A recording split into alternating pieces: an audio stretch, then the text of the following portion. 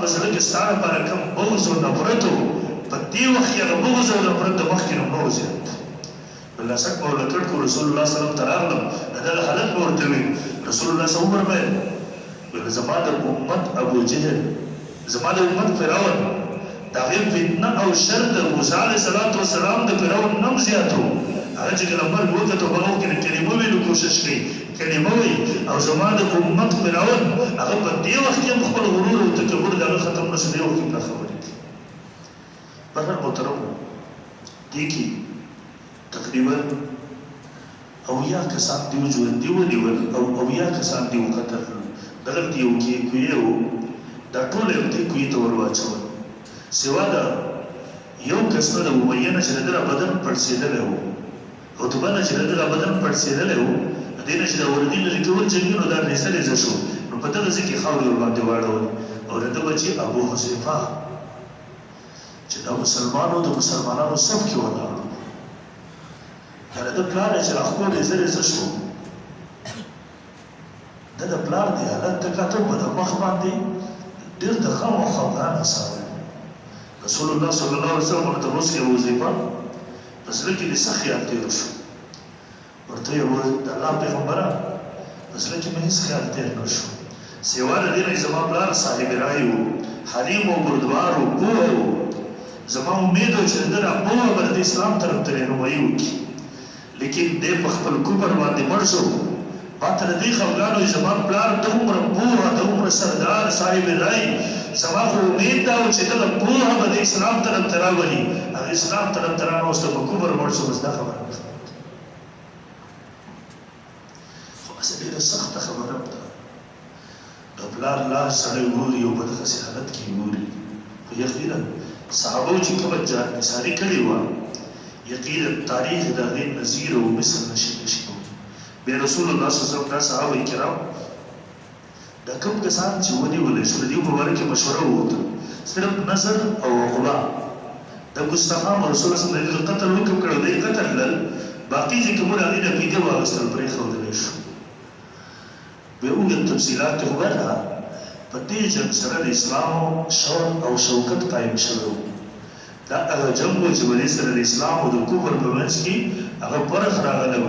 دا هغه جنګ و چې په دې سره د کفر دماغ ځای ته راغلی و دا هغه جنګ و چې په دې سره د اسلام غلبې ابتدا او شروع شوې وه دا هغه جنګ و چې دې پوره دنیا ته سبق ورکړی و تر ننه پورې تر قیامته پورې سبق دی چې همیشه چې کله جنګونه کېږي د الله د امداد او نصرت سره کېږي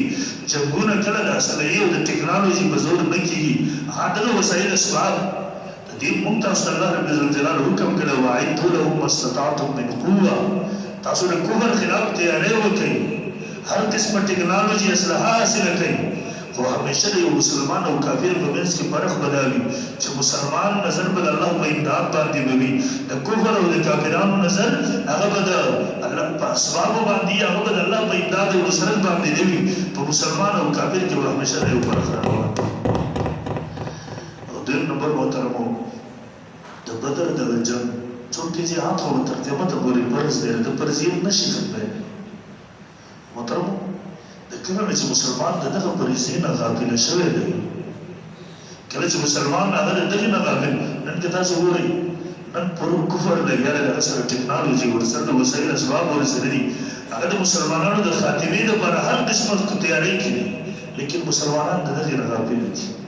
زموږ په اسلامي ملکونو کې تاسو ګورئ یو پاکستان د اجرایي اټومي ملک دی نور ټول کافر ملکونه همدغسې د مسلمان ملکونه همدغسې حالت دی چې هغه د کفر لاندې ژوند او زندګي تېروي زموږ ایټم بم د هغوی به راوکاږي زموږ ایټم بم به هم باندې ساتلی کېږي موږ به هغې نه ساتلی کېږي الله دې زموږ ملک او زموږ وطن باندې دغسې حکمرانان راولي چې هغې کې د عمر فاروق رضی الله تعالی ورته کې غیرت وي د محمد ابن قاسم ورته کې جذبه وي پکې چې د یو مسلمان خور د هغې لوپټه ګوزه شوې وه هغه سات سمندر بار راغی د خپلې مسلمانې خور د لوپټې د بچاو زموږ وطن زموږ ملک زموږ افواج الحمدلله پوره دنیا کې یو نوم لري یو شان لري خو مشران چې زموږ کوم دي محترمو هغه دغسې حالت دی الله دې موږ ته غیرتي او عزتمند مشران راکړي زموږ مشران دغسې هغوی د خپل حکومت ته د ټول ورکولو دپاره د امریکې د وفادارۍ دپاره هر هڅه کوي. زموږ قوم، زموږ وطن، زموږ ملک یقین وکړه په پودر روی زمین باندې دغسې نشته دی. الله دې موږ ته غیرتي مشران راکړي او الله دې زموږ زړونو کې د صحابه کرامو په شان کې غیرت پیدا کړي، د جهاد جذبه دې پیدا کړي. کله که مسلمان کې د جهاد جذبه واپس پیدا شوله، د شهادت تمنا پکې واپس همدغسې راغله کوم چې د صحابه کرامو وه. یقین وکړه د مسلمانانو د اسلام مخې ته کفر به هېڅ حیثیت نه لري چې دا ټینګ شي. دې وجې نه رسول الله صلی الله علیه وسلم ویلي بله کافر به تاسو دغسې راغوټه کېږي لکه وږی چې په دسترخوان راغوټه کېږي او خوراک کوي. صحابه کرام ته وس کړي الله پیغمبره او من خلت یا رسول الله زموږ د قلت وجوي موږ به نه کیو. ویل نه تاسو به دومره زیات وي لکه د سمندر زګ ته ګوره. خو ها حب الدنیا وکراهیت الموت، ستاسو په زړونو کې به د دنیا محبت راغلی، د مرګ نه به نفرت او یره راغلي. نو چې کله مسلمان د دنیا سره محبت او د مرګ نه یره راغله، دی به بوسني نه شي، دی به بغیرت شي، بیا به کافران په دې باندې حاکمیت او غلبې والا ژوند تېروي، دی به په دنیا کې د محکومیت او د مغلوبیت ژوند تېروي. الله رب الجلال دی پوره دنیا مسلمانان چې د مظلومیت په حالت دي، الله دې د تمام اسلامي ملکونو حفاظت او نصرت وکړي. یقین وکړه زموږ عراق، زموږ شام، مختلف ملکونو مسلمانان هغې په یو نوم بل نوم باندې وران کړله، هلته یې بدحالي جوړه کړله، هلته اوس مسلمانان انتهایي د مظلومیت